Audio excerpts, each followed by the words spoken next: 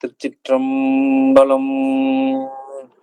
தென்னாடுடைய சிவனே போற்றி, எந்நாட்டவர்க்கும் இறைவா போற்றி.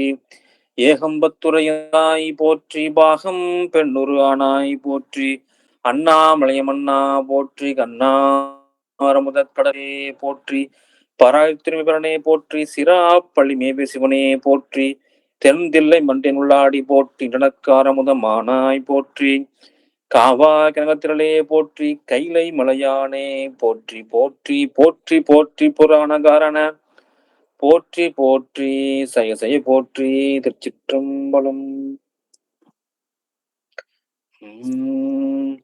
அல்லல் என் செய்யும் அருவினை என் செய்யும் தொல்லை வல்வினை தொந்தம் தான் என் செய்யும் தில்லை மாநகர் சிற்றம்பலவனார்க்கு எல்லை இல்லதோர் அடிமை பூண்டேனுக்கே.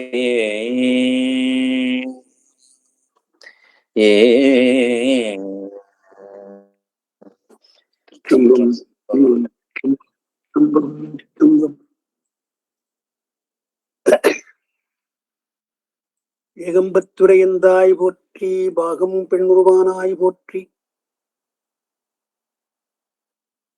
அண்ணாமலையம் அண்ணா போற்றி, கண்ணார்முதக் கடலே போற்றி.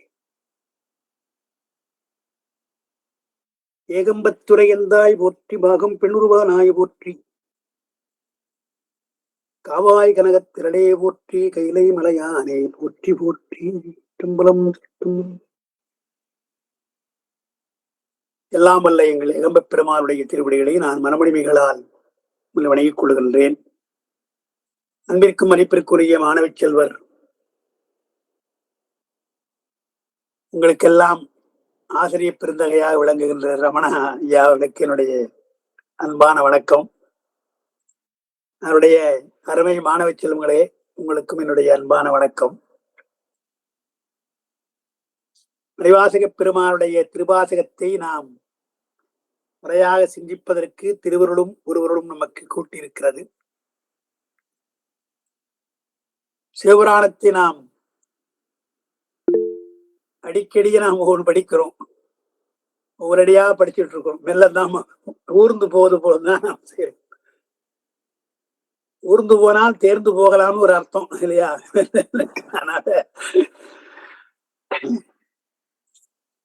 அதனால் ஏன்னா ஆழமாக உள்ள அந்த சொற்களுக்கெல்லாம் உரையாசிரியர்கள் பல வகையிலே வேறுபடுறாங்க. இப்ப நாம இன்னைக்கு படிக்க போறது முக்கியமா ஒரு பெரிய வேறுபாடு. புல்லாகி பூடாய் அதுதான் நம்ம படிக்கணும். இப்போ அதுக்கு முன்னவர் தான் நம்ம நிறுத்தணும் இல்லையா? அதாவது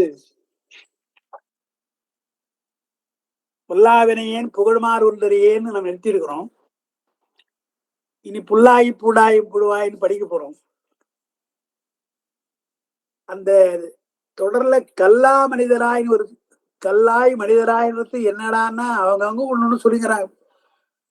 கல்லாய் மனிதராய் இல்லை, இது கல்லா மனிதர் என்று ஒரு பெரிய பேராசிரியர், எனக்கு அவர் பேராசிரியர். நான் இப்ப பச்சையப்பர் கல்லூரி படிச்ச போது எனக்கு அவர் ஆசிரியர் இருந்தவர். அவர் சொல்லுகிறார், திருவாசக மாநாட்டே நான் ஒரு முறை போய் சென்னையில பேசுற பொழுது பிற்பகல் எனக்கு பேச்சு போட்டிருந்தாங்க. அப்புறம் அந்த கல்லாய் விடுதலாய் பத்தி எனக்கு சாதாரணமா அந்த தொடர் வந்து இது எடுத்துக்காட்ட வந்த போது அங்க அவையில என்ன பண்ணாங்க, ஒரு கையை தூக்கி, ஐயா கொஞ்சம் நில்லுங்கய்யா, அந்த கல்லாய் விடுதலாய் மட்டும் அர்த்தம் சொல்லுங்க எங்களுக்கு அப்படின்னாங்க திடீர்னு.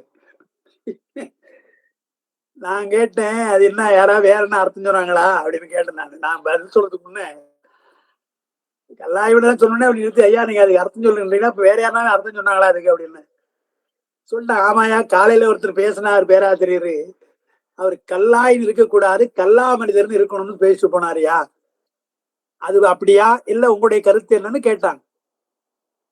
நான் சொன்னேன், அப்படி சொன்னவர் என்னுடைய பேராசிரியர், எனக்கு தெரியும். அவர் தான் அவர் இப்ப இங்க இல்ல, பல சமயங்களும் அவர் அப்படி பேசியிருக்கிறாரு, கல்லா மனிதர் நான் பேசியிருக்கிறாரு. ஏன்னா அவங்கெல்லாம் ஒருத்தர் கருத்து சொல்றாங்க, அதுல ஒரு உண்மை இருக்கணும் இல்லையா, அந்த கருத்து பொருத்தமா இருக்கணும் இல்லையா. என்னன்னா கல்வி என்பது மனிதன் பிறந்த பின்னாலே கற்றுக்கொள்றதுதான் கல்வி. பிறந்த பின்னாலே கல்லாதான் வள்ளுவர் கூட குற்றம் சொல்றார். விலங்கோட மக்களை நயர்ன விலங்கும் பிறக்குது, நீயும் பிறக்கிற. என்ன பள்ளிக்கூடம் போதா? ஆரம்ப பள்ளி, உயர்நிலை பள்ளின்னு போதாது? மனிதன் பிறந்த உடனே பள்ளிக்கூடம் போகணும்னு சொல்றாங்க இல்லையா? எழுத்து அறிவித்தவன் இறைவனாகும்னு நம்ம சொல்லி இருக்கிறாங்க. எழுத்தை கற்றுக்கொள்ளணும் இல்லையா? எண்ணம் எழுத்தும் கண்ணெனத்தகும். அதாவது நாய் குட்டி இருக்குல்ல, நாய் போன கூட சொல்லலாம். பிறந்த உடனே கண் திறக்காது, அதெல்லாம் கண்ணு மூடி கிடக்கும். கண் கிடையாது, அப்படியே மூடி கிடக்கும். அப்புறம் தான் மெல்ல கண்ணை திறக்கும். மனிதன் ஒருவன் தான் முதல்ல கண்ணை திறந்துடுறான். குழந்தைய அப்படியே கண்ணு திறந்து பார்க்குது. ஆனா அந்த கண் கண்ணல்லன்றார் வள்ளுவர். அது ஒரு உறுப்பு. உனக்கு கண் என்பது ஒரு உறுப்பு.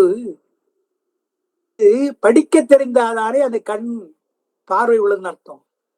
இல்லைன்னா எல்லாரும் பார்க்கறாங்க. படித்தவனும் பார்க்கிறான் கோபுரத்தை, படிக்காதவனும் பார்க்கிறான். என்ன வித்தியாசம்?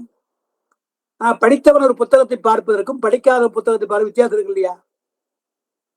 படிக்காதவன் புத்தகத்தை பார்த்தா வெறும் படத்தை மட்டும் பார்த்துட்டு உட்காந்துருவான். படம் நல்லா இருக்கு, படம்லாம் நல்லா இருக்குன்னு பார்த்துட்டு உட்காந்துருவான். நாம அதுல இருக்கிற பாடம் நல்லா இருக்குன்னு படிக்கிறோம். அப்போ ஒரு நூலை கற்கின்ற ஒன்றுதானே கண்கள். அதனால கண்ணுடையோர் என்போர் கற்றோர்னர். கண் உறுப்பு உனக்கு இருக்கலாம். எப்படி கேட்டும் கேட்பினும் கேளா தகைவேனர். உனக்கு மற்ற ஓசையெல்லாம் கேட்குது, ஆனால் கல்வி ஓசை, ஆழமான பொருள் ஓசை உனக்கு கேட்க மாட்டேங்குது. இந்த பாட்டுக்கு இப்படியா பொருள் என்று ஆச்சரியப்படுவது எப்பொழுது? கல்வி கற்றவர்களுக்கு தான். யார் பாட்டினை போல் ஆச்சரியம் பாரின் மிசை இல்லையடான்னார். பாட்டினை போல் ஆச்சரியம். என்ன ஆச்சரியம்னா, பாட்டில் இருக்கிற சொற்களும் தமிழ்ல உரைநடையில இருக்கிற சொற்களும் ஒண்ணுதான், ஒரே சொல்லுதான். உரைநடையில சொல்லுகிற பொழுது ஆச்சரியம் வரல, ஏதோ சொல்றாருப்பா அப்படின்னு சொல்றோம். ஆனா அதையே மாற்றி கவிதையா சொல்ற பொழுது எப்படிடா அதை சொன்னா ஆச்சரியம். எப்படிடா ஒரே சொல்லுதான், எல்லாம் சொல்லுதான். அது எப்படா இந்த கவியில அழகா சொல்லியிருக்காரு? தெரிந்தது தானே. நான் அடிக்கடி கண்ணதாசன் சொல்ற வழக்கம். ஏன்னா பாரதியார் பாரதிதாசன் ரொம்ப எளிமையா பாடினவங்க தான். அதெல்லாம் கொஞ்சம் படித்தவர்களுக்கு எல்லாம் உரிய. பாமர மக்களுக்கு கூட புரிகிறார் போல ஆழமாக சொன்னவர் திரைப்பட பாட்டு தான் சொன்னார். திரைப்படம்லாம் இன்னும் பலதான் பாடியிருக்கிறார், இதெல்லாம் பாடியிருக்கிறார். அதெல்லாம் நம்ம அவருடைய கவித்துவத்துக்கு எடுத்துக்காட்டா நிறைய சொல்லலாம். ஆனால் பொதுமக்கள் பார்க்கிற திரைப்படத்துல எவ்வளவு வேலை அவர் செய்திருக்கிறார், எவ்வளவு தத்துவத்தை பண்ணியிருக்கிறார். எல்லாம் சாதாரண வரிதானே அவர் பாட்ட வரி. சாதாரண வரிக்கு எவ்வளவு அர்த்தத்தை கொடுக்கிறார். அது கவிதைக்கு உள்ளது. பாட்டினை போல் ஆச்சரியம் பாரிமிசை இல்லை என்று பாரதி என்ன பண்ணா, அவன் பாடிய கவிதைகளை ஒண்ணுமே வேண்டாம், நீங்க காடி நிலம் வேண்டும்னு ஒரு பாட்டு இருக்குதுங்க. அந்த கவிஞர் எதையுமே யாருக்கிட்டும் கேட்டது கிடையாது. இல்லாம இருக்கிற பொழுது கூட பாண்டிச்சேரியில் அவரை பற்றி சொல்றாங்க, பாரதியாரை பற்றி. எல்லாரிடம் போய் பணம் கேட்க மாட்டாராம், காசு இல்லைன்னு கேட்க மாட்டாராம். அவருக்கேன்னு ஒரு செட்டியார் இருந்தாராம். அந்த செட்டியார் இடத்துல போய் உட்கார்ந்து கொண்டுதான் பேசுவாராம். உரிமையா பேசிட்டு, இந்த நேரம் ஓய் செட்டியாரே, நீர் என்னிடத்திலே இல்லாமை தெரிந்து கொண்டானே, நீ நான் புறப்படுகிற பொழுது உனக்கு பணம் கொடுக்க வேண்டும் என்று தோன்றாதா அப்படின்னு வரான். காசு கொடுன்னு கேட்காம, என்னை பற்றி தெரிந்தவர் தானே நீ, நான் புறப்படுகிறேன்னு சொன்ன உடனே காசு கொடுக்கணும்னு உனக்கு தோன்றவில்லையா என்று அப்படி சொல்லுவாராம். உடனே அவர் சரி ஐயோ மன்னிட்டு பாரையே மன்னிக்கணும் எடுப்பாரான். காசை எடுத்து கொடுக்கிற பொழுது, நீ கொடுக்க கூடாது, இப்படி வை, நான் தான் எடுத்துக்கணும். ஏன்னா நான் வாங்கினால் அது குபிகை, ஆனால் எடுத்துக்கொண்டால் கவிகை. கவிந்திருக்கணும், கவிஞனுடைய கை கவி கை. எனவே கவிஞனுடைய கை கவிந்திருக்கணும். இந்த மாதிரி ஏற்றல் குவிந்திருக்க கூடாது என்று அவர் எடுத்து கையில வைப்பாரா, அவர் எடுத்துவாராம். அப்படிலாம் வாழ்ந்தவர். தன்னுடைய வறுமை பற்றி வேலையை சொல்லக்கூடாது என்று வாழ்ந்தவர். அப்படிப்பட்டவர் என்ன அழகா பாடு காடி நிலம் வேண்டும் பாடுறார். எனக்கு கடைசியில் எப்படி முடிக்கிறார் என்று சொன்னால், அதெல்லாம் எனக்கு வேணும், இதெல்லாம் வேணும், தென்னை மரம் வேணும், அது வேண்டும், கத்தும் குயிலோசை சற்றே வந்து காதில் பட வேண்டும். 10 12 தென்னை மரம் பக்கத்தை எல்லாம் வரிசையா அடுக்கி விட்டு என்ன கடைசியா சொல்றார், இந்த பாட்டு திறத்தாலே இந்த வையத்தை பாலித்திட வேண்டும். அதுதான் கேட்கிறேன். எனக்கு இந்த பிரச்சனை நிறைய பாட்டு பாடுவேன். இந்த உலகம் தமிழ் உலகம் அந்த பாடலாம் கேட்டு உய்யும் அல்லவா. இந்த பாட்டு திறத்தாலே இந்த வையத்தை பாலிக்க வேண்டும். அதுக்குதான் உங்கள்கிட்ட கேட்கிறேன். காணி நிலம் வேண்டும் பராசக்தின்னு பாடுற என்றால், எவ்வளவு வறுமை இருந்தாலும் ஒரு சொற்களை வைத்து பாடுறதுல அவரவர் ஆள் கிடையாது. எளிமைப்படுத்தியவர் அவர் தான். அப்பர் பெருமான் நந்தனாரை பற்றி பாடுறார் இல்லையா, நாளை போவாரை பற்றி பாடுறார் இல்லையா, குறிப்பா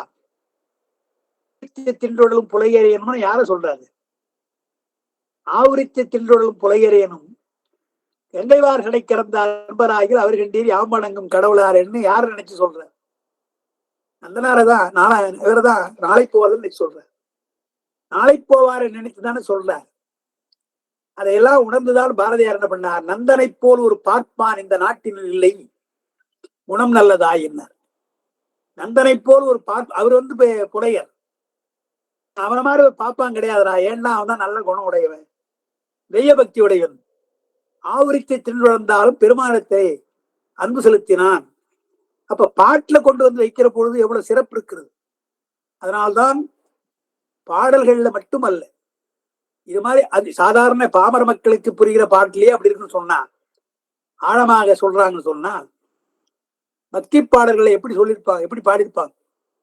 மாணிக்கவாசகர் அருளால் பாடுகின்ற பாடல எவ்வளவு ஆழம் இருக்கும்.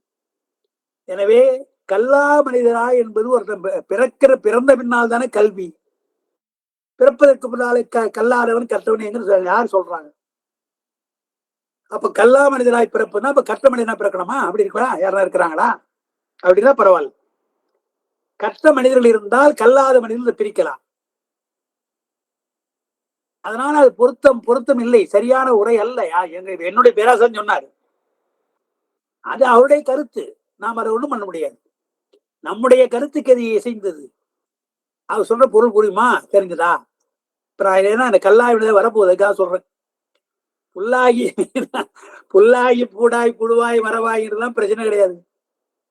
ஏனென்றால் 7 வகை பிறப்பு, 4 வகை, 4 முறையில 7 வகை பிறப்பு என்பது ஒரு தனிப்பாட்டு ஒன்று உண்டு. அதை நாம் நினைவு வைத்துக்கணும்.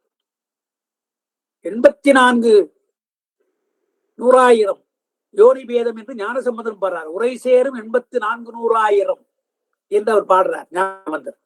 அப்ப 84 லட்சம் யோனி பேதம் என்றால் பிறப்பு வழிகள் பல. அது 84 லட்சம் அந்த தொகை யாரு மாறல. எப்படி 36 தத்துவங்கள் என்று சொன்னால் சைவ சித்தாந்தம் 36 சொல்லுது, சாங்கியம் 25 தான், 24 தான் சொல்லுது, புருஷன் சேர்த்தா 25, வாசுதேவன் என்ற பிரகிருதியை சேர்த்துக்கொண்டு 26 வைஷ்ணவர்கள் சொல்றது, சைவ வேதாந்திகள் சொல்றது 28, சைவ வேதாந்திகள் 29. இவ்வளவு தத்துவங்களை வேறுபடுறாங்க. தத்துவ எண்ணிக்கையில எல்லாம் மாறுபடுறாங்க. ஆனால் மொத்தமா சேர்ந்தால் தாத்விகத்தோடு சேர்ந்தால் 96 என்பது யாரும் மாறுபடல. 96 என்ற எண்ணிக்கையில யாரும் மாறுபடல, அது தாத்விகத்தோடு சேர்ந்தார். அப்ப தத்துவனை 36 என்று சைவம் சொன்னால் மீதி 96 30 போனா மீதி 60 தாத்விகங்கள். தாத்விகம் என்றால் தத்துவத்துடைய காரியம், தத்துவம் காரணம், அதுக்கு காரியம் என்றால் தாத்விகம். பிருத்திவி என்று சொன்னால் அது தத்துவம். அந்த பிருத்திவி மூலமாக நமக்கு உடம்பு வருது, தோல் வருதா, அது காரியம், அது தாத்விகம். முடி வருகிறதா, அது தாத்விகம். உங்களுக்கு தெரியும், நான் மற்ற வகுப்புல சொல்லியிருக்கிறேன். இங்க நான் இப்பதான் உங்களுக்கு தெரிந்திருக்கலாம், இருந்தாலும் சொல்றேன்.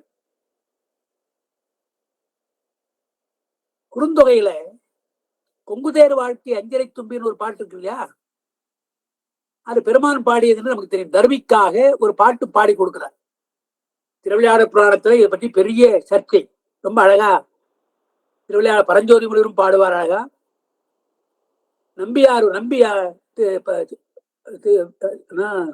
பெரும்பற்ற புலிவர் நம்பி அவரும் பாடுவார் இந்த வரலாற்று. அது என்ன பாட்டு எழுதி கூட தர்மி மேல வாங்குறாரு வச்சுங்களேன், அதை தடுக்க நிற்கிறார். என்ன சொல்லி தடுக்கிறார்?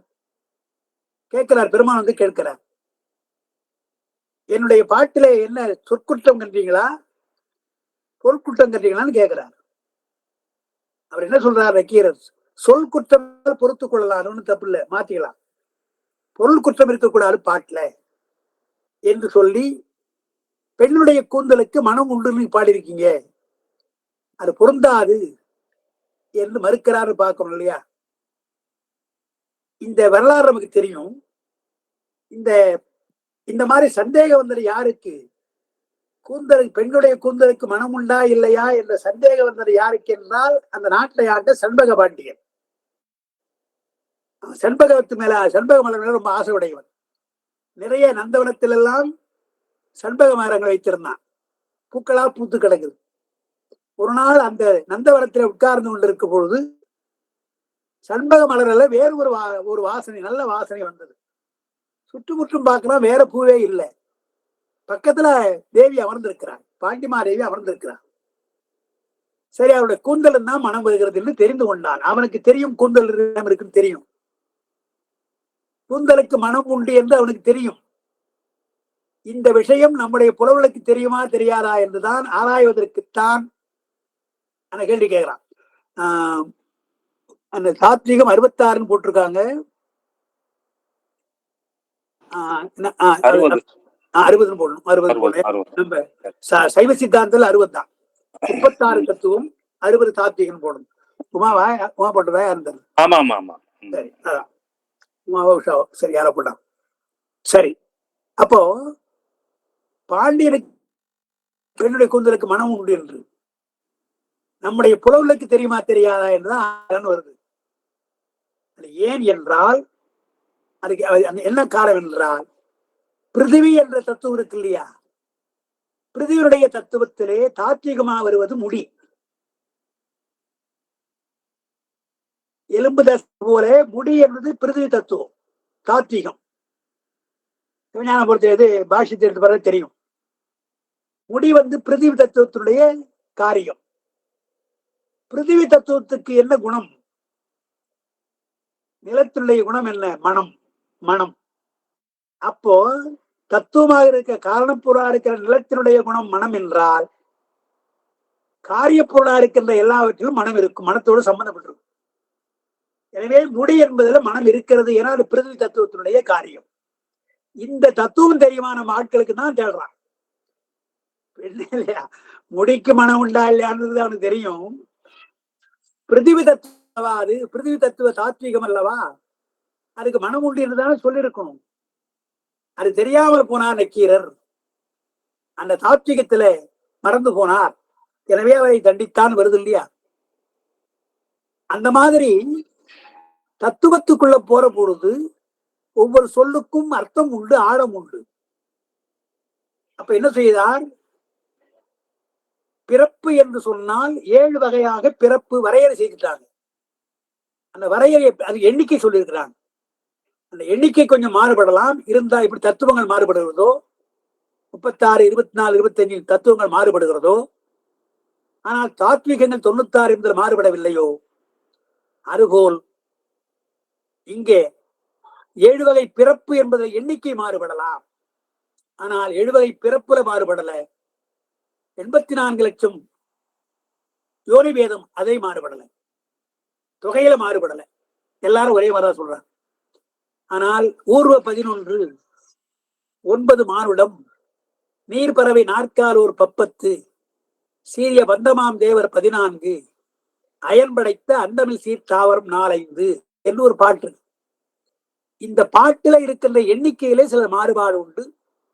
சிவப்பிரகாசத்துல நம்முடைய உமாவதி சிவம் சொல்லுகிறார், இப்படி சில மாற்றங்கள் 1-2 மாற்றம் இருக்கிறது என்று. அதனால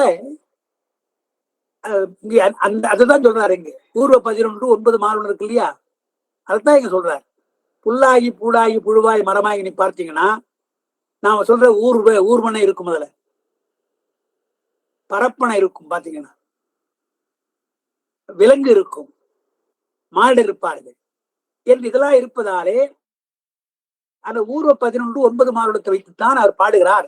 புல்லாகி பூடாவாய் மரபாய் என்றால் இருக்கிறதுலயே தாவரம் 4-5 20 வகை, அதுதான் அதிகம். மானுட வகை கூட 9 தான்.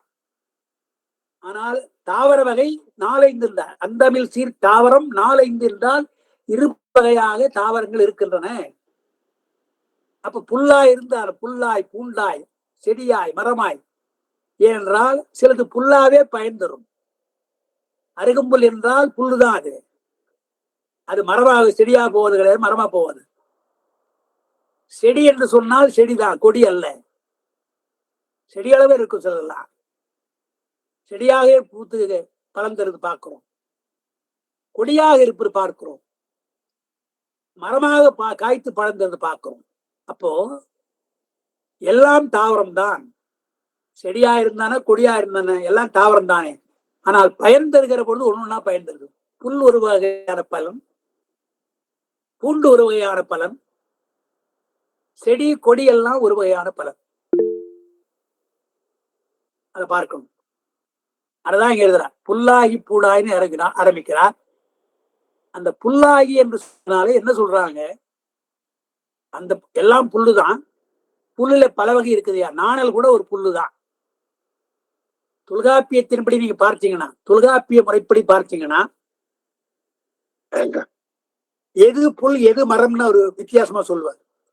தொல்காப்பிய கணக்குப்படி பார்த்தீங்கன்னா, எது புல் எது மரம்னா, நாம புல்லாம் இது மாடு வேயெல்லாம் புல்லுன்னு இடுவோம், இல்ல பெருமானுக்கு சாத்துகிற அருகும் புல்லுன்னு இடுவோம். அது புல்லுதான். அது ஒரு விளக்கம் கொடுக்கிறார் தொல்காப்பியர்.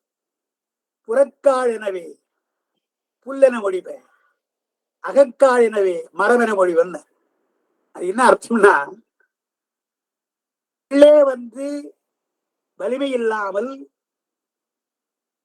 அதாவது அதுல உள்ளீடு இருந்து பலப்படாமல் சணல் போல சாறு நாறு போல இருந்தால் அதெல்லாம் தான். அவருடைய கொள்கைப்படி பனை மரம் அல்ல, தென்னை மரம் அல்ல. தென்னை மரத்துல மேல ஓடு இருக்குல்லையா, அதான் புறக்கால். புறத்திலே நல்லா காழ்த்து இருக்கும், வைரம் பாஞ்சி இருக்கும். வெட்டினா சணல் தான் இருக்கும், உள்ள நார் தான் இருக்கும். அப்படி இருந்தால் அதெல்லாம் புல்றார். அகக்கால் எனவே மரம். வெட்டினால் கூட மரமா இருக்கணும். தேக்கெல்லாம் வெட்டினா கூட மரம் தான், சவுக்க வெட்டினா கூட மரம் தான். எனவே அதெல்லாம் மரம். உள்ளே காழ்ப்பு இருந்து, அதாவது காழ்த்தல் என்றால் வைரம் பாய்ந்து, உள்ளே வைரம் பாய்ந்து வலிமையாக இருந்தால் அவையெல்லாம் மரம். உள்ளே வைரம் பாயாமல் புறத்தே மட்டும் வைரம் பாய்ந்திருந்தால் அது புல் என்று சொல்ல. தமிழ்ல எப்படிலாம் எண்ணி இருக்கிறாங்க, எப்படிலாம் சொல்லி இருக்கிறாங்கப்பா. புறக்காலனவே புல் என ஒழிவே, அகக்காலனவே மரம் என ஒழிவன். அதை புல்லுன்னு எடுத்தார். ஆனா முதல் தோற்றம் என்கிறார்கள். தாவரத்துல முதலாவதா தோன்றியது புல் தான். அதை அருகம்புல் என்று சொல்றாங்க சிலரை ஆராய்ச்சியில. மாடு சாப்பிடுற புல் அல்ல, இன்னும் மற்ற நாணல் புல் எல்லாம் இல்ல, அதுக்கெல்லாம் புல்லுதான். ஆனால் அருகம்புல் தான் முதல்லே தோன்றியது. அதான் பெருமான் அவனுக்கு தாலி அருகின் தாரோய் போற்றி. பெருமான் அருகம்புல்லை மாலையாக அணிந்திருக்கிறான். பெருமானுக்கு அருகம்புல்லை மாலையாக அணிவிக்கலாம்.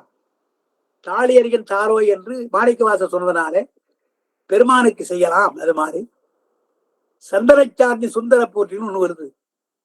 சந்தனத்தை நன்றாக சாந்தாக குழைத்து பெருமானுக்கு அபிஷேகம் செய்தால் ரொம்ப அழகா இருக்கும். எங்க சொல்றார், தாலி அருகின் தாரோய்க்கு பக்கத்து சந்தனச்சாந்துன்ற.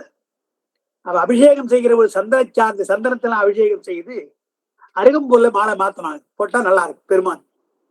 அப்புறம் ஒரு தீபார்த்தம் பண்ணிட்டு அப்புறம் மற்ற அபிஷேகத்துக்கு போகலாம் என்ற அபிஷேக முறையில சந்தனாபிஷேகம் செய்த உடனே அருகம்புல் பச்சை பச்சைன்னு இருக்கிற அழகா இருக்கும். அதோடைய கழுத்தை கொஞ்சம் மாலையா போட்டு அது ஒரு போட்டோ எடுக்கிறாங்களே, இப்ப அந்த மாதிரி ஒரு போட்டோ எடுத்து வச்சுக்கணும் நம்ம இல்லையா. எடுத்துட்டு தீபார்த்தம் என்ன, அது ஒரு கோலம். பெருமானுக்கு சந்தனச்சாந்தின் சுந்தர தாலி அருகின் தாரோ என்ன வியந்துதானே பாடுறார் மாணிக்கவாசர். எப்படிலாம் உன்னை நான் அழக நல்லவாரி, உன்னை இப்படிலாம் அழகுபடுத்தலையான்னு பாடுறார் இல்லையா. புரிஞான சந்தான பாடுற. உன்னை சிங்காரித்து உறந்தழகை பாராமல் என்னை சிங்காரித்து இடர்பட்டேன்ற. நம்முடைய முகத்தை எவ்வளவு சிங்காரப்படுத்த முடியும் நம்மால? கொஞ்சம் வயசு இருந்தா சிங்காரப்படுத்திக்கலாம், வயதானா எவ்வளவு சிங்காரப்படுத்தினாலும் அப்படிதான் இருக்கும். அது ஒண்ணும் பண்ண முடியாது. சிங்காரம் எல்லாம் போயிடுது இல்லையா. என்னை சிங்காரித்து இடர்பட்டேன். அழகான முகம் அழகான முகம்னு சொல்லி சொல்லி நான் அழகுபடுத்தினால் வீணா போயிடுது. நீ அப்படி இல்லையப்பா, இயற்கையாகவே அழகுடை நல்லவா நீ. உன்னை சிங்காரித்து உனது அழகை பாராமல் என்னை சிங்காரித்து இடர்பட்டேன். எனவே ஆடி அருகு மாலை சந்தனை சார்ந்து அபிஷேகம் என்ற அவ புல்லாகி பூடாய், பூடுன்னு வருது. பூடுன்னா பூண்டுதான். பூண்டு என்பதை பூடுன்னு சொல்லுவாங்க. நமக்கு தாவரத்துல பார்த்தா பூண்டுன்னு நமக்கு இருக்கு பார்க்கும். பல வகையான அது எப்படின்னா பயன்படுகின்ற பூண்டு, பயன்படாத பூண்டு அப்படி இருக்கணும்.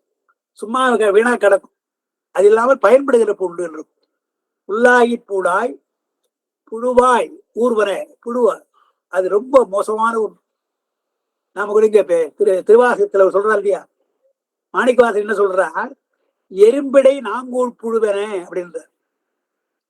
எறும்பிடை நாங்கூழ் புழு. நாங்கூழ் புழு தான் நாக்கு பூச்சின்னு இப்ப சொல்றோம். நாக்கு பூச்சின்னு மெல்ல ஊர்ந்து ஊர்ந்து போகும். எலும்பே இருக்காது. அந்த எலும்பே இல்லாத ஒரு புழு வெயில்ல போய் மாட்டிச்சுன்னா அந்த வெப்பத்துல சுருண்டு இறந்து போயிடும். அது என்ன காரணம்னா எலும்பில்லாதனால வெயில் அதை தாக்கி விடுகிறது. அது அது அதனுடைய அது ஒரு குறை. அந்த புழுக்கு அது ஒரு குறை. இன்னொன்று நீங்க பார்த்தீங்கன்னா எவ்வளவுதான் இருந்தாலும் கூட அப்புறம் கூட என்ன பண்றார், புழுவாய் பிறக்கினும் புண்ணியான்னு.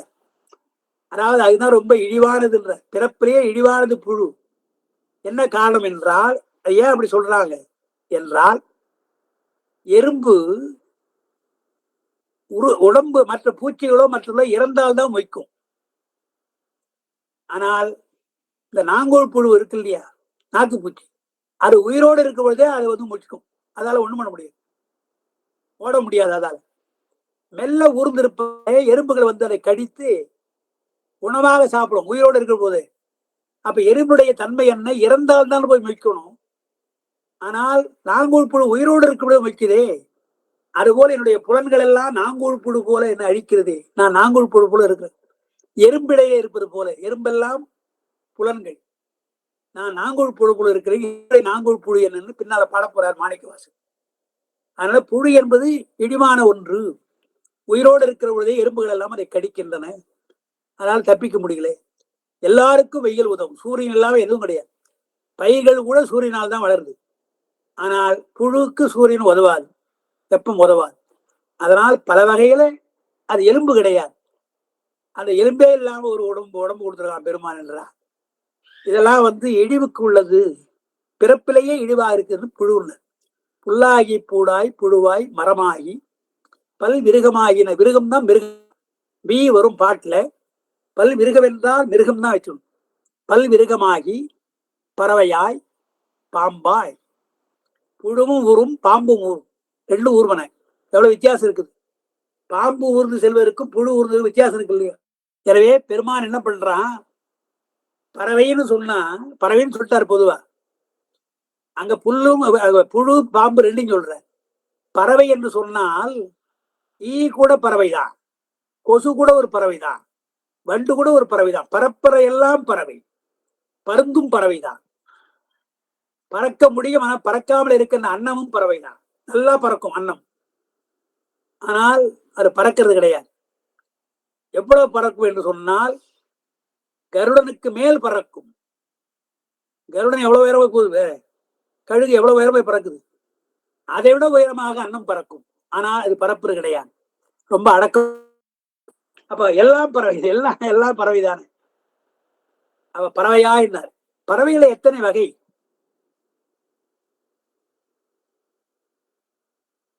மாயமானை பிடிப்பதற்கு ராமன் போற பொழுது இது மாயமா சொன்னா இலக்குவன். அது என்ன சொன்னா ராமன், காட்டுல நீ இப்பதான்ப்பா வந்திருக்கிற, எல்லா மான்களையும் நீ பாத்துட்டியான்னு கேக்குறான். இது மாயமானு சொல்றே, அது எப்படி வச்சு சொல்ற நீ, வித்தியாசமா இருக்குது, பொன் போல இருக்குது, மணி போல இருக்குதுன்னு சொல்றையே. இறைவனுடைய படைப்பிலே எத்தனையோ படைப்பு உண்டு, நாமே பார்க்கலாம். மீன் பார்த்தீங்கன்னா மீன்ல எத்தனை வகை. இப்ப எறும்பே வச்சுங்களேன், பாக்குற எறும்பு வச்சுங்களேன், எறும்புல எத்தனை கட்டெரும்பு இருக்குது, சித்தெரும்பு இருக்குது இல்லையா. அத்தனை எறும்புல படைப்புலையே சொல்ற. ஆனா அந்த படைப்புடைய ரகசியமும் படைப்புடைய வகை நமக்கு தெரியாதுன்றார் ராமன். நீ இப்பதான்பா காட்டுக்கு வந்திருக்கிற, நீங்க ஏதோ மான் கொஞ்சம் பார்த்துருக்குற, ஆனா இந்த மாதிரி ஒரு மான் காட்டுக்குள்ளே உள்ள வந்தாதான் தெரியும் என்று இறைவனுடைய படைப்பை அங்கு வியந்து பேசுறான் ராமன். அவருடைய படைப்பு பெருசுபா, நமக்கெல்லாம் தெரியாது. அதுதான் இங்க சொல்ற. பெருமானே, நீ 7 வகை பிறப்பை உண்டாக்கி இருக்கிற, புல்லாகி பூடாய் உழுவாய் எல்லாம் படைக்கிற, எல்லா பிறப்பும் நான் பிறந்தேன்ற. அப்ப என்ன அர்த்தம்? உயிர் பக்குவப்பட வேண்டும் என்று சொன்னால் நேரடியாக மானிட பிறப்புக்கு வராது. நம்முடைய கொள்கை எடுத்தவுடனே மானிட பிறப்பு பெருமான் தரமாட்டான். அனுபவிட்டும், கொஞ்சம் ஓரறிவு ஈரறிவு என்று வரட்டும், கொஞ்சம் கொஞ்சமா வரட்டும். புல்லெல்லாம் ஓரறிவு சொல்றோம், 2 அறிவு, பூச்செல்லாம் 2 அறிவு சொல்றோம் இல்லையா? அந்த மாதிரி ஓரறிவு ஈரறிவு 3 அறிவு 4 அறிவு 5 அறிவு என்று விலங்கு வரை வாங்கு. பின்னால் தான் மனம். இந்த 5 அறிவோடு அந்த 5 புலன்கள் தான். ஒரு புலனுடையது, 2 புலனுடையது, 3 புலனுடையதெல்லாம் தொல்காப்பியத்துல இவையெல்லாம் என்ன ஆடுறார்? 1 அறிவு 2 அறிவு என்று சொல்றார். அதுல மக்களை பற்றி சொல்ற பொழுது அந்த 5 அறிவோடு அவற்றிடையே மனம் என்ற ஒன்று சேர்ந்தால் 6 அறிவுன்ற. நம்முடைய மனம் பகுத்தறிவு என்ற மனம். ஒரு பொருளை விரும்பும், வெறுக்கும், இது வேண்டுமா வேண்டாமா என்று ஒதுக்கி தள்ளலாம், ஏற்றுக்கொள்ளலாம். இதெல்லாம் நம்முடைய கொள்கை. எனவே அறிவது என்பது நமக்குடையது. எனவே இது 6வது அறிவுன்ற. அப்ப 5 புலன்களோடு 6வது அறிவு என்பது எப்பொழுதுமே இருக்காது. அறிவு சொல்லிடுறேன், அப்பப்போ வந்து போகும். 6வது அறிவு அப்பப்போ வந்து போகும். எப்பொழுதுமே 6வது அறிவு தான் ஆனா பெரியார். நாமும் 5 அறிவு தான் இருக்கிறோம், விலங்கா தான் இருக்கிறோம். ஏதோ ஒரு காரணங்களினால இது போல படிக்கிறோம் இல்லையா? அதனால இந்த 6வது அறிவை பற்றி நாம் தெரிந்து கொள்கிறோம் அல்லவா?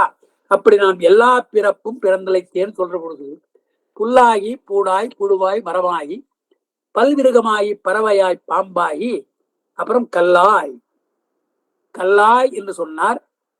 இந்த இடத்துல நாம நிறுத்தி இருக்கு. நீங்க என்ன செய்யலாம்? கல்லாய் மனிதரா என்பதற்கு கல்லா மனிதர் என்ற பாட வேறுபாட்டை சிலர் சொல்லுகிறார்கள். எங்குமே அந்த மாதிரி பாட வேறுபாடு பதிப்பிக்கல யாரும். திருவாசகத்தை எந்த திருவாசகத்தை பார்த்தாலும் கல்லாய் தான் இருக்கும். ஒருவேளை கல்லா மனிதர் சொல்றாலே உரையாசிரியர் பேராசிரியர், ஒருவேளை அவர் திருவாசகத்தை பதிப்பித்தா ஒருவேளை கல்லாறு போடலாம். ஏன்னா அவருக்கு கல்லா மனிதர் தான் பிடிக்கும். ஆனா மற்ற எல்லாரும் எல்லா பதிப்புகளையும் நீங்க பார்த்தீங்கன்னா கல்லாய் என்றால் புல்லாய் பூடாய் புழுவாய் மரமாய் கல்லாய் மனிதராய் பேயாய் கடங்களாய் வல்ல சுரராகி முனிவராய் தேவராய் வல்ல அசுரராகி முனிவராய் தேவராய்.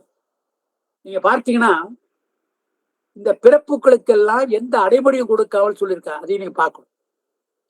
இந்த வல்ல அசுரரா என்பது மட்டும் அந்த அசுரனுடைய தன்மையை சொல்றதுக்காக வல் என்று ஒரு வார்த்தை சொல்றேன்.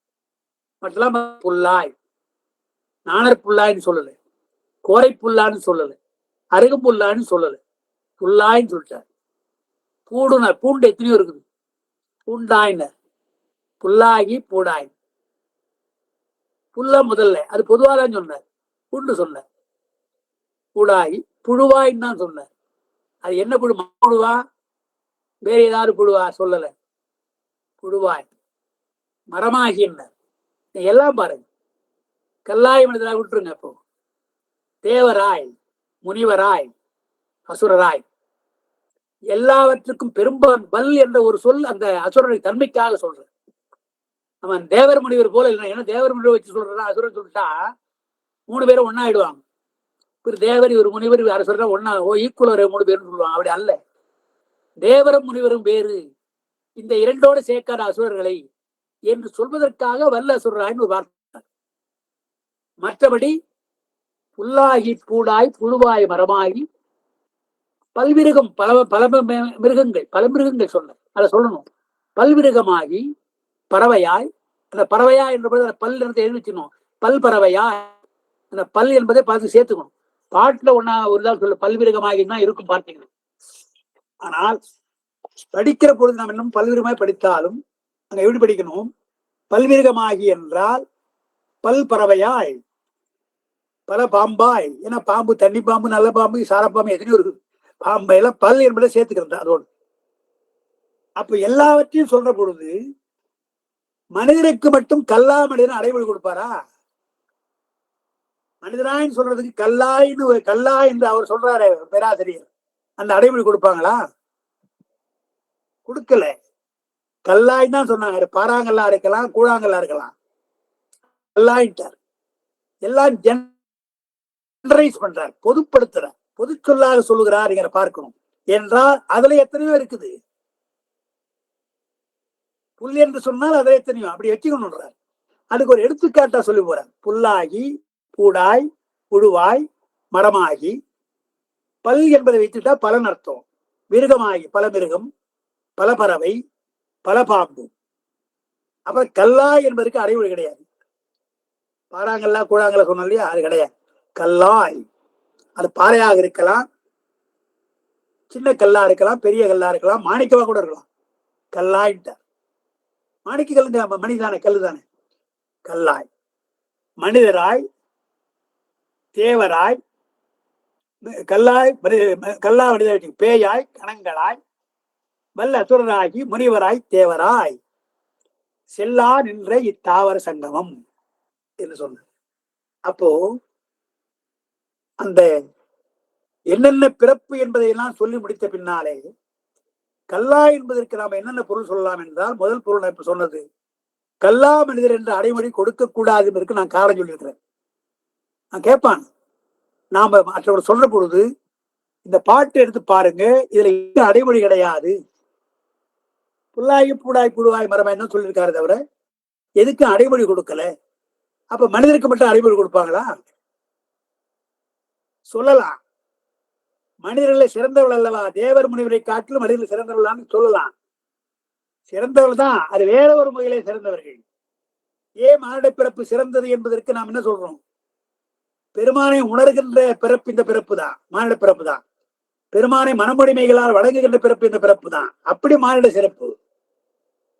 இங்க கல்லா மனிதனும் கற்காத மனிதனும் கற்ற மனிதனும் தவறு. எனவே கல்லாய் அதுதான் அர்த்தம். அப்ப என்ன சார் அர்த்தம்? கல்லாய்ன்னு சொன்னா என்ன அர்த்தம்? இப்ப கல்லா மனிதர் இல்லை, அது நம்ம மறுத்துட்டோம். கல்லாய் என்று சொன்னால் ஏன் கல்லுன்னு சொல்றார் என்றால், பிறப்பிலே கல்லு ஒரு வகை என்று ஒரு கருத்து உண்டு. பிறப்புல அகலிகை கல்லதானால் வருது பாருங்க சிவஞான சித்தியார்ல. அகலிகை செய்த தவற்றினாரே கௌதம முனிவர் சபிக்கிறார். எப்படி சபிக்கிறார்? கல்லாக போகும்படி சபிக்கிறார். அதை ஏன் எடுக்கிறாங்க தெரியுங்களா? அந்த கல்ல சைவ சித்தாந்தத்துல அச்சுமாறுதல் என்று ஒன்று, அச்சுமாறி பிறத்தல் என்று ஒன்று உண்டு. அச்சுமாறி பிறத்தல் என்றால் என்ன அர்த்தம்? இந்த பிறவிகளே மனிதனாக இருக்கிறவன் அடுத்த பிறவிலே மனிதனாக தான் பிறப்பான்னு வரையறை கிடையாது. இந்த பிறப்பிலே மனிதனாக இருக்கலாம், அடுத்த பிறப்பிலே விலங்காக பிறக்கலாம், பறவையா பிறக்கலாம். சிலந்தியாய் பிறந்தது தாங்க செங்கனா வந்தது, கோச்சங்கனா பிறந்தது. சிலந்தியா இருக்கின்ற முன்பிறவிலே சிலந்தி, அடுத்த பிறவிலே அது சோழ குலத்தில் வந்தது. பாக்குறோம் இல்லையா? அச்சுமாறி. அதே மாதிரி எலி, திருமறை காட்டுல எலி மாவலியா வந்தது இல்லையா? அப்ப அச்சுமாறி பிறக்கலாம். அது போல அகலிகை என்ன பண்ணா, சபித்ததாலே கல்லாய் பிறந்தால் அது பிறப்புன்ற. கல்லாய் சபித்தாலும் கூட கல் என்பது ஒரு வகை பிறப்பு. அதனால பெருமானுடைய படைப்பிலே கல்லும் கூட ஒரு வகையான பிறப்பு தான் என்று ஒரு கருத்து உண்டு. ஒரு கருத்து, அதை நாம சொல்லலாம். சார் அது எங்களால புரிஞ்சுக்க முடியல, கல் ஒரு பிறப்புன்னு சொல்ல முடியல. ஏன் நான் சொல்றேன்னா, கல் தச்சர்கள் இருக்காங்களே சிற்பிகள், அவனுக்கு தெரியும். கல்லை தட்டி பார்ப்பான், இது சிற்பத்துக்கு உதவுமா உதவாதான்னு தட்டி பார்ப்பான். எத்தனை கோயில் நம்ம கட்டிருக்காங்க தமிழ்நாட்டுல, எத்தனை இடத்துல எவ்வளவு கோயில் கட்டிருக்கா, எவ்வளவு சிற்பம் இருக்குது, எங்கேயாவது பின்னப்பட்டிருக்குதா? பின்னாலே படலாம். அவன் செதுக்கிற பொழுது கண்ணையோ காதையோ செதுக்கிற போது கொஞ்சம் உடைஞ்சு போச்சுன்னா அந்த கல் உதவாது, தூக்கி போடணும். அந்த மாதிரி இல்லாமல் செதுக்கியிருக்காங்க. ஒரே பாறையில ஒரு கோபுரத்தையே குடையலாம். கல்லுல எத்தனையோ வகையான சிற்பங்கள். ரமணா இருக்கின்ற திருப்பெருந்துறை போனா எத்தனை முறை பார்க்கறதுக்கு அந்த சிற்பங்களை, என்ன அழகாக இருக்குது. அப்போ அந்த கல்லை, இந்த கல் சிற்பத்துக்கு உதவுமா இல்ல அம்மி கல்லா போயிடுமா, அது உடலுக்கு பயன்படுமா, அப்படி பார்ப்பான். இந்த சிற்பத்துக்கு பயன்படும் என்றால் அது உயிருள்ள கல், இல்லை என்றால் செத்த கல்னுவான். கல் செத்து போச்சுன்னுவான்.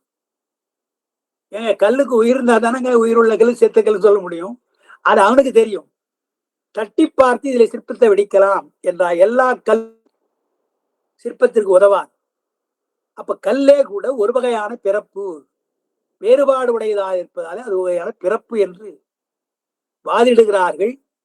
இந்த வாதம் உங்களுக்கு பொருத்தமாக இருந்தால் இதையே பொருளா வச்சுக்கலாம். கல்லும் ஒரு பிறப்பு என்று வைத்துக் கொண்டு போனால் நான் கல்லாக பிறந்தேன் புல்லாக பிறந்தேன்னு சொல்லி போலாம். நீங்க புல்லெல்லாம் ஒத்துக்கிறீங்க, பூண்டெல்லாம் ஒத்துக்கிறீங்களே, கல்லை மட்டும் ஒத்துக்க மாட்டேங்க. கல்லான்றது என்ன சார்? புல்லு பூண்டெல்லாம் ஒத்துக்கிறோமே, கல்லா அது என்ன சார் கல்லா பிறக்கிறதா அப்படின்னு என்ன பண்ணாங்க. இப்ப இது இன்னைக்கு இல்லைங்க இந்த வாதம். இது திருவாசகத்தை படிக்கிற காலத்துல இருந்து இந்த வாதம் தான் வந்து இருக்குது. சில பேர் என்ன பண்ணிருக்காங்க தெரியுங்களா? இறந்த உயிர் நம்முடைய கொள்கை, சைவ சித்தாந்த கொள்கை, நல்வினை செய்தால் சொர்க்கத்துக்கு போகும், தீவினை செய்தால் நரகத்துக்கு போகும். இந்த ரெண்டு அனுபவிக்க வேண்டும், பிறக்கும். அந்த சைக்கிள் மாறாது. பிறந்த உயிர் நல்வினை தீவினை செய்துட்டு நல்வினை அதிகமாக இருந்தால் சொர்க்கம், தீவிரை என்றால் நரகம். அப்புறம் அந்த ரெண்டு முடிந்த உடனே மீண்டும் பிறக்கும். இது பொதுவா எல்லாருக்கும் புரியற மாதிரி சொல்றது.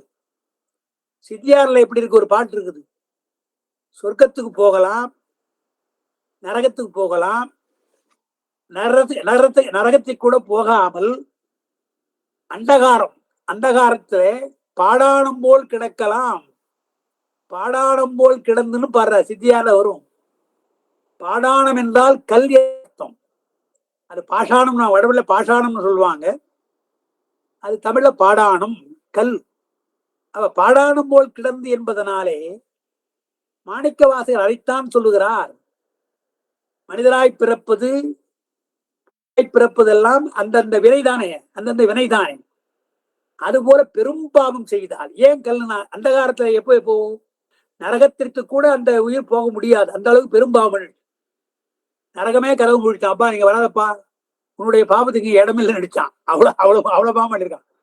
அவ்வளவு பாவம் செய்த அந்த உயிருக்கு என்ன தண்டனை கொடுக்கறது? எனவே ஒளி இல்லாமல் வெளியும் இல்லாமல் அந்தகாரத்திலே அடைத்து வைத்து எப்படி கேவலத்திலே ஒன்றும் தெரியாமல் இருக்கிறதோ அதுபோல் ஒரு தனி இடத்திலே, அது எந்த இடமும் எங்கேயும் சொல்ல, அந்தகாரத்தை ஒரு அகமாக்கி என் அறிவை சுருக்கினவரார் என்று தாய்மான ஒரு பாட்டு பாடுற. அந்தகாரத்தை ஒரு அகமாக்கி என் அறிவை சுருக்கினவரார் சொல்றது போல எங்கோ ஒரு அந்தகாரம், எங்கோ ஒரு இடத்தே ஒன்றும் தெரியாமல் கிடப்பது பாடாணம். அதைத்தான் மாணிக்கவாசகர் கல்லா என்று சொல்லுகிறார் என்று அப்படி ஒரு கருத்து உண்டு. 3 கருத்து நான் சொல்லியிருக்கிறேன். கல் ஒரு பிறப்பு என்று எடுத்துக்கொண்டு சொன்னால் பிரச்சனை கிடையாது. கல்லா மனிதரா என்று பாடத்தை பாட வேறுபாடு செய்து சொன்னால் அது ஒரு பொருள், அது பொருந்தாது மறுத்துட்டோம். 3வது சொல்ற பொழுது பாடாணம் போல் கிடந்து என்று சித்தியார் வருது இல்லையா, பெரும் பாவம் செய்துவிட்டு நரகத்திற்கோடு போக முடியாமல் இருக்கிறார்கள். அந்த அளவுக்கு பாவம் செய்தால், பாதகம் போல செய்தால், அவளை ஒரு இருட்டிலே வைத்திருக்கிறான் பெருமான். இன்னைக்கு கூட குற்றவாளிகளை பார்த்தீங்கன்னா சிறையில இருக்கிற பொழுது சாதாரண அறையில வச்சிருப்பான். சிறையில இருக்கிற அறையில சில பேர் குற்றவாளி வச்சிருப்பான். சில பேரை செல், டார்க் செல், தனியாக செல் தனிமைப்படுத்தி வச்சிருப்பான். தனிமைப்படுத்தி வைக்கின்ற அந்த செல் அவனுடைய அறையில் இருக்கிற காற்று இருட்டாதான் இருக்கும், ஒளி இருக்காது. அடுத்தவன் பக்கத்துல என்ன நடக்க தெரியாது, அவன் தனியா அங்கேயே இருக்கணும். அது கடுமையான சிறை, கடும் சிறையிலே தண்டுதல். இன்னைக்கு சட்டத்துல அப்படி இருக்கு இல்லையா? அதே போல பெருமானுடைய சட்டத்துல பெரும் பாவம் செய்தால் இப்படி அந்தகாரத்தில் வைக்கின்றான் பெருமான். பாடாணம் போல் கிடக்க என்று சொன்னான் அல்லவா, அதைத்தான் கல்லா என்று சொல்லுகிறார் என்று ஒரு கருத்து சொல்றாங்க. அந்த கருத்தை நாம் எப்படி அதை மறுக்க வேண்டியதா? எல்லாமே எல்லாம் கருத்து தான், அதை மறுக்க வேண்டியதா. எப்படி மறுக்கணும் சொன்னா, மாணிக்கவாசகர் இங்க புல்லாகி பூடாயெல்லாம் சொல்றாரு, அதெல்லாம் ஒரு பிறப்பை சொல்லுகிறார். பிறந்த பின்னா புல்லாய் பிறந்தேன், புழுவாய் பிறந்தேன், தேவராய் பிறந்தேன், அசுராய் பிறந்தேன் என்று பிறவியை சொல்றார். பிறவி எடுப்பதை சொல்கிறார். இது கல்லாய் என்பது நீங்க அப்படி அந்தகாரத்தில் இருக்குன்னு சொன்னா அது பிறவி அல்ல. பிறந்த பின்னாலே செய்த பாவத்திற்குள்ள தண்டனை இடம், தண்டனை கொடுக்கிற இடம். இது அப்படி அல்ல. தேவலோகத்தோட பிறக்கலாம், தேவரா பிறக்கலாம், முனிவராக இருக்கலாம், நீ அசுரராக இருக்கலாம், அதெல்லாம் பிறவி. எனவே பிறவியை சொல்றார். பாம்பு புழு எல்லாம் பிறவி. பிறவியை அணுக்கிறார். பிறவியுடைய வகையை சொல்லுகிற பொழுது கல்லா என்பது அங்க அகந்தகாரத்தில் இருக்கிற பாடானம் போல் என்பதற்கு பொருந்தாது. அது பிறப்பு அல்ல, பிறப்புக்கு முன்னாலே வருகின்ற ஒரு நிலை. அது சொல்றாங்க. பாடானம் போல் கிடந்த பின்னால் என்ன ஆகும் என்றால் நேராக பிறப்புக்கு தான் வரும். ஏன்னா அது சொர்க்கம் கிடையாது, நரகத்துக்குள்ள போக முடியாது. எனவே பாடானம் போல் கிடந்தால் அப்படியே கிடந்த அந்த பாவம் தீருகிறது. பாவம் முடிந்த பின்னால் நேராக பிறப்புக்கு வரும், நிலவுலகத்துக்கு வரும் என்றுதான் நம்ம சொல்றோம். அப்பதான் பிறக்கிறது. எனவே பிறப்பு என்பதற்கு பின்னால் நிகழ்வதாலே பிறவி வகையை சொல்வதாலே அது பொருந்தாது என்று அதுக்கு நாம் மறுக்கலாம். அடுத்து காசு பிள்ளை அவர்கள் அவர் என்ன பண்ணிட்டார்? ஒன்னும் சொல்லல, கல்லுக்கு இடையிலேட்டார். கல்லுக்கு இடையிலே இருந்து ஒரு புல்லாகவோ சீயாகவோ வளர்கின்ற ஒரு ஆற்றல் இருக்கு இல்லையா? கல்லுக்கு இடை அணுக்களாக நீங்க கல் பாறையில பார்க்கலாம் இல்லையா? பாறையில இடையில முளைச்சிட்டு இருக்கும். பாறைக்கிடையிலே கொஞ்சம் ஈரம் இருந்தால் போதும், அங்க புல்லோ மற்ற ஒரு சின்ன செடியோ வளருது இல்லையா? அதைத்தான் இங்கே சொல்லுகிறார். கல்லா என்பது கல்லை துணையாக வைத்துக் கொண்டு பக்கத்திலே கல்லுக்கிடையிலே பாறைகளுக்கிடையிலே இருக்கின்ற தாவரங்கள். அது புல்லாயிரம் முதலே சொல்லியாச்சு. இருந்தாலும் அவர் என்ன எழுதுறார்? கல்லா என்பதாலே புல்லெல்லாம் நல்ல பிளெயின் லேண்ட், அதுல முளைக்குது. ஆனா கல்லுக்கிடையில கூட சிலெல்லாம் வளைகிறது இல்லையா? அப்படியும் சில உயிர்கள் உண்டு, பயிர்கள் உண்டு என்பதைத்தான் கல்லா என்று சொல்லுகிறார் என்று அப்படி ஒரு பொருள் சொல்லுகிறார்கள். தந்தையாருடைய உரையில அவங்க என்னன்னு சொல்றாங்க? அவங்க என்ன சொல்றாங்க? கல் என்று சொல்லுவார் உடனே ஏற்றாங்க. கல்லும் ஒரு பிறப்பு என்று இந்த தொடருக்கு பொருள் சொல்லுகிறார்கள் என்று எழுதிட்டு அவங்க என்ன எழுதுறாங்க? கல்லுக்குள்ள தேரை. அது வித்தியாசமா இருக்கு. யார் அதுக்கு தண்ணி ஊத்துறா, யார் அதுக்கு காத்து தரான்? கல்லுக்குள்ள காற்றும் கிடையாது, தண்ணி கிடையாது, ஒளி கிடையாது, உள்ள இருக்குது தேரை. கல்லை பிளந்தால் வருது இல்லையா தேரை? அதனால சிற்பிகள் என்ன பண்ணுவாங்க? இது தேரை உள்ள கல், இது பயன்படாதுன்னு தட்டி பார்க்கிற பொழுதே இது உள்ள தேரை இருக்கிறது, தவளை மாதிரி இருக்கும், தவளை எல்லாம் என்று கல்லுக்குள்ளே இருக்கிற தேரை பாட்டுல உண்டு. கல்லுக்குள்ளே இருக்கிற தேரைக்கு ஒருவன் உதவுகிறானே ஆண்டவன், உனக்கு உதவ மாட்டானா? கண்ணுக்கு தெரியாத கல்லுக்குள்ள இருக்கிற திரைக்கு கூட பெருமான் காத்து கொடுக்குறான், ஒளி கொடுக்குறான், வாழ்ந்து கொண்டிருக்கிறது உயிரோடு. உடைஞ்சா தாவி வருது. அப்புறம் இங்க இருக்கிற வெளியில் இருக்க உனக்கு தரமாட்டான்னு சொல்றாங்க இல்லையா? எனவே கல்லா என்பது கல்லுக்குள்ளே இருக்கிற தேரை போன்றவை என்னும் கொள்ளலாம் என்று கல்லாய் என்பதற்கு ஒரு சொல்தான் உரையாசிரியர்கள் பல்வேறு வகையாக சொல்லுகிறார்கள். அதை நாம் நினைவு வைத்துக் கொள்ள வேண்டும். இத்தனை வகையான கல்லாய் என்பதற்கு இத்தனை வகையான பொருள் இருக்கிறது என்று. கல்லாய் மனிதராய், ஏன் கல்லாய்னு சொன்னவர் ஏன் மனுஷன் ஞாபகம் வராரு? முனிவரை ஞாபகம் வரல, அசுரை ஞாபகம், அசுரோட ஞாபகம் வரல. மனிதர் என்று சொன்னால் அன்பு செலுத்தணும், அவன் தான் மனிதன். மனிதன் என்ற சொல்லுக்கு 2 அர்த்தம் சொல்றாங்க. என்ன அர்த்தம் சொல்றாங்க தெரியுங்களா? உயர்ந்த அர்த்தமா சொன்னால் மனு கண்ட அந்த நெறியிலே வாழ்கின்றவன் மனிதன். மனுடைய நெறியெல்லாம் அறநெறி. மனுடைய நெறியிலே வாழுகிறானே அவன்லாம் மனிதன். அது உயர்ந்த நிலையில் சொல்றது. ஒரு அறநெறியோடு வாழுகிறான் மனிதன். இன்னொன்னு சொல்லுவாங்க, மனம் போன போக்கெல்லாம் வாழ்கிறானே அவன் தான் மனிதன். மனம் போனபடி நடக்கிறான், எனவே அவன் மனிதன் என்று தாழ்ந்த நிலையிலும் அந்த மனிதனுக்கு பொருள் சொல்கிறார்கள். உயர்ந்த நிலையிலும் மனிதனுக்கு பொருள் சொல்றான் மனிதன். தமிழ் அது மனிதன் என்பது வடமொழி சொல்லுது. தமிழ் அதுக்கு மகன், மகன் என்பதுதான் தமிழ் சொல். திருவள்ளுவர் பயனில் சொல் பாராட்டுவானே மகன் எனல் மக்கள் பதடி என்ற வீணான வார்த்தை பேசிட்டு உட்கார்ந்துருப்பான், காலத்து போக்குவான். அவனை மனுஷன் சொல்லாதன்ற. மகன் என்னல மகன் சொல்லாத, மகன்னா மனுஷன், மனுஷன் சொல்லாத அவனை என்று வள்ளுவர் காலத்துல மகன் மனிதன் கிடையாது, மகன் தான் சொல்ற. அப்போ மனிதன் என்பவனுக்கு இரக்க குணம் இருக்க வேண்டும், அன்பு இருக்க வேண்டும். அது இல்லை என்றால் கல்லாய், கல் போல இருந்தால் மனிதன் அல்ல என்பதற்குத்தான் கல்லாய் என்று சொல்லி அப்புறம் மனிதராய் சொல்ற. கல் போல இருக்கக்கூடாது. ஏன்னா மாணிக்கவாசகர் தான் சொல்ற, கல்லை பிசைந்து கனியாக்குவது போல என்னை பெருமான் ஆக்கி இருக்கின்றான், கனியாக்குவது போல என்னை செய்திருக்கிறான் பெருமான் என்று சொல்றார் இல்லையா. எனவே கல்லாய் விடுகிறாய் என்றால் அருணையார் நெஞ்ச கனகல்லும் நெகிழ்ந்துருக, நெஞ்சம் கல்லுமாறு இருக்குதான், நெஞ்ச கனகல்லும் நெகிழ்ந்துருக அனுமதி பாடுகிறேன்னு பாடுற. கலைமகளை பற்றி யாப்பரங்களுக்கால அப்படி வருது, ஒரு பாட்டு வருது. எப்படி வருதுன்னா, தாமரை வெண்தாமரையிலே வீட்டிருக்கிற அந்த அம்மா, மென்மையான தாமரையில வீட்டிருக்கிற அந்த அம்மா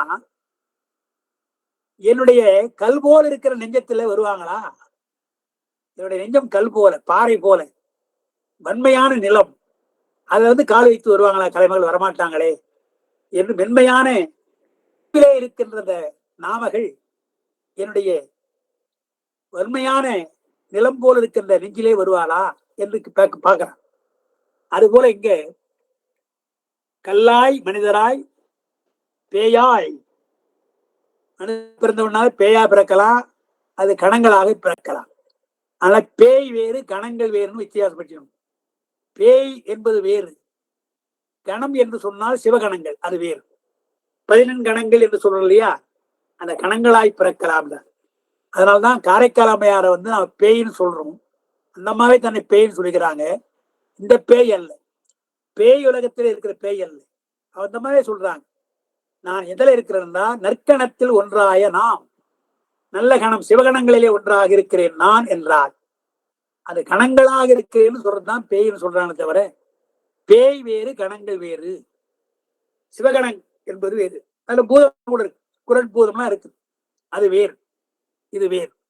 எனவே பேயாய் பிறக்கலாம், கணங்களாய் பிறக்கலாம், வல்ல சுடராகி முனிவராய் தேவராய் செல்லா நின்ற இத்தாவர சங்கம் என்று சொல்றார். அந்த பல நான் இத்தனை பிறப்பு ஏன் சொல்ற, எல்லா பிறப்பும் பிறந்தலை தேர்ந்த பல பிறப்பு நான் பிறந்திருக்கிறேன் அல்லவா. இந்த பிறப்பு என்பது எனக்கு மானிட பிறப்பு, இந்த மானிட பிறப்பிலே நான் பிறந்திருக்கிறேன் அல்லவா. எனவே இன்றைக்கு தான் நான் வீடு பெறப்போகின்றேன்.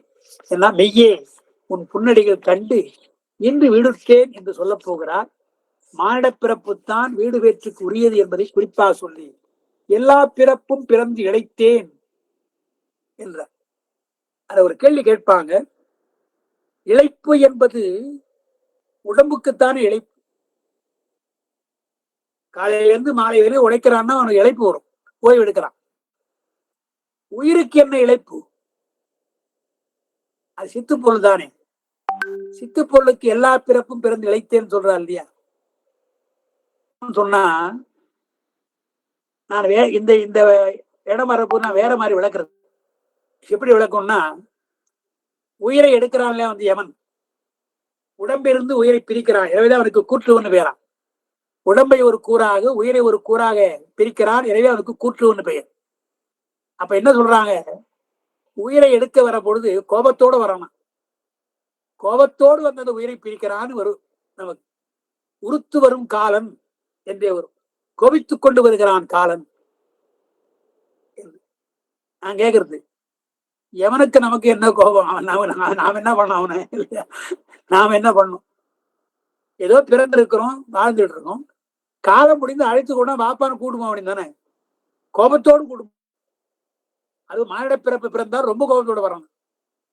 என்ன காலம் சொன்னா, உயிர் பல பிறப்புல தான் பிறக்குது.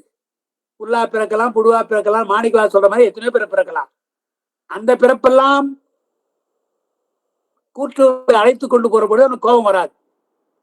ஏன்னா அது புல்லு, அது ஒண்ணும் தெரியாது. பறவை, அது ஒண்ணும் தெரியாது என்று அதெல்லாம் வளர்ச்சி அடையாமல் இருக்கின்ற உயிர்கள். எனவே அவன் கோபிக்காம அழைத்து கொண்டு போயிடுவான். மானிடனாக பிறந்து விட்டால் மட்டும் உனக்கு பிழைப்பதற்கு இனிமேல் பிறக்கக்கூடாது இருக்கும் இந்த பிறப்பை தந்தான் பெருமான். இந்த பிறப்பிலே கூட நீ உயரவில்லை என்றால், புத்தி வரலன்னு சொன்னா, உன்னை எந்த பிறப்படா நீ உயிரை வாங்குறது? எத்தனை தடவை உங்க உயிரை வாங்குறது? புல்லாய் பிறந்தாய் உயிரை வாங்கினேன், பறவையாய் பிறந்த உயிரை வாங்கினேன் இல்லையா, தேவராய் தேவராய் எல்லாத்தையும் உயிரை வாங்கினேன். மானிடாய் பிறந்தால் நீ பெருமானுடைய வீடு வெற்றி அடைய வேண்டும் அல்லவா. இங்கே கூட அடையாமல் இருக்க என்ற அந்த கோபத்தோடு வருவான் என்று சொல்ற வழக்கம். அதுதான் இங்க சொல்ற. எல்லா பிறப்பும் பிறந்தளித்தேன் என்றால் இந்த உயிர் எத்தனை உடம்பு எடுக்கிறது, எறும்பாக ஈயாக எத்தனை உடம்பு எடுக்கும். அந்த உடம்பு எடுத்து இழைத்தல் அப்படிதான் அர்த்தம் வைக்கணும். உடம்பு எத்தனை பிறப்பு எனக்கு வேணும்பா பெருமானே, இன்னும் எவ்வளவு பிறப்பு கொடுக்க போறேன், அதுதான் இழைப்பே தவிர உயிருக்கு இழைப்பு கிடையாது.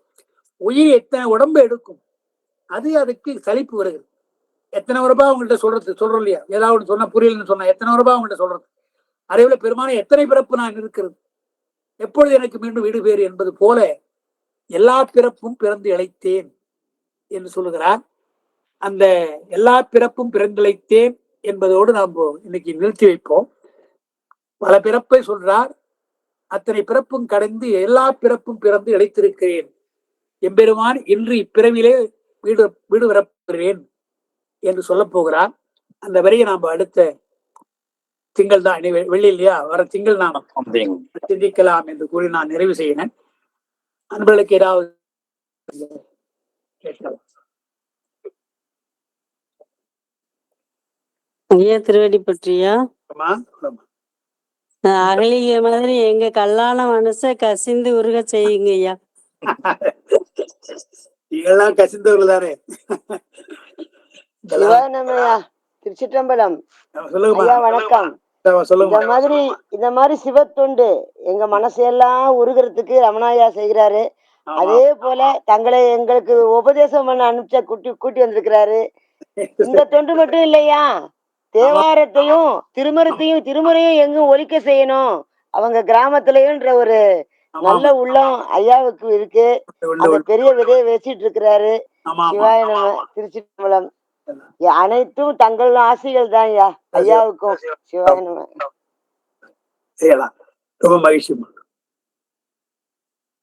சிறப்பு. முடிச்சிடலாம் ஐயா, படிக்கலாம். திருச்சிற்றம்பலம். உலகலாம் உணர்ந்து ஓதற்கு அரியவன் நிலவுலாவிய நீர்மலிவேணியன் அழகில் சோதியன் அம்பலத்து ஆடுவான் வளர்ச்சிலம்படி வாழ்த்தி வணங்குவான். திருச்சிற்றம்பலம். மகிழ்ச்சி. சந்திக்கலாம். அனைவருக்கும் வணக்கம். வணக்கம். விஜயமா வணக்கம். வணக்கம். திருச்சிற்றம்பலம். திருவடி போற்றுமையா. சிவாயனமையா. வணக்கம். திருவடி திருவடி போற்றுங்கய்யா. திருச்சிற்றம்பலம். வணக்கம்.